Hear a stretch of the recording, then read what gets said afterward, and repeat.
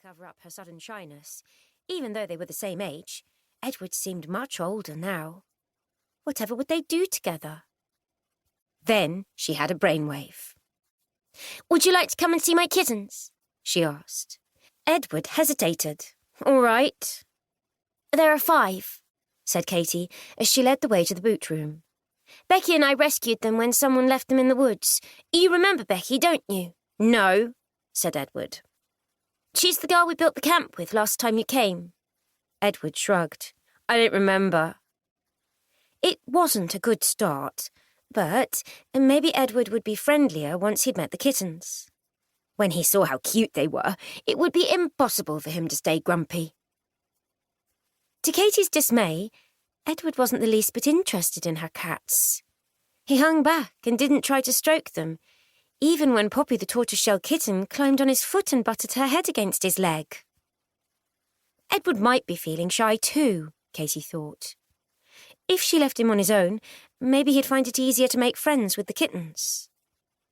"Poppy likes you," she said encouragingly. "It's almost their tea time. I'll go and get some food. I'm back in a minute."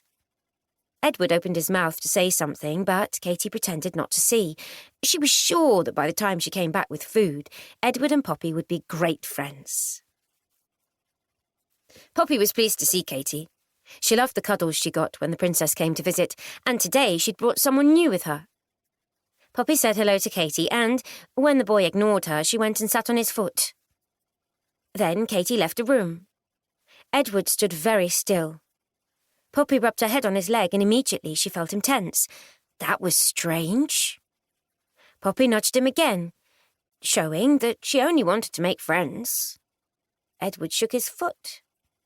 Poppy hung on in surprise, her claws gripping onto his shoelaces. "Get off," said Edward, kicking his foot harder. At once, Poppy lost her grip and slid to the floor.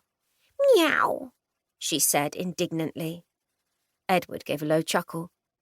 Thoughtfully, Poppy fixed him with her big green eyes.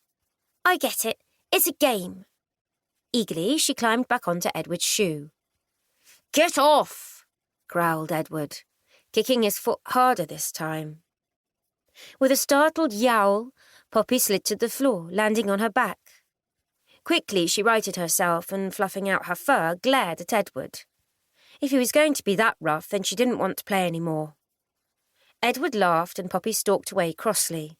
"Wait," called Edward, coming after her. Poppy hesitated. He sounded friendly. Perhaps she'd give him another chance. "Good cat," said Edward encouragingly. "Come to Ed." He squatted down and rubbed his fingers against his thumb in an interesting way.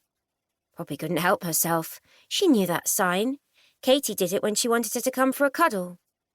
Eagerly, she trotted back to Edward, putting her paw on his knee as he bent down beside her. Once again he tensed. Then, taking a deep breath, he lifted her up carefully, holding her out in front of him.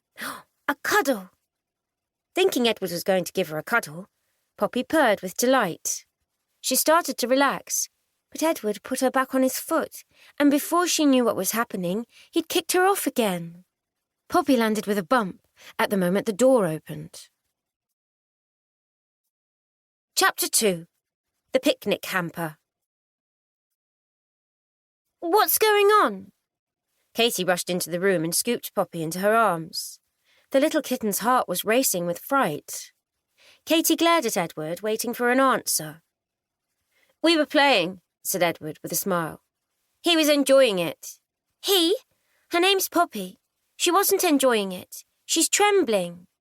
Edward pulled a face. "She kept climbing back on my foot. She'd have run away if she didn't want to play."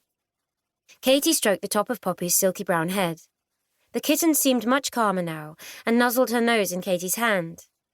Maybe Katie was being a little hard on Edward. He didn't have any pets, so perhaps he didn't know how to treat them.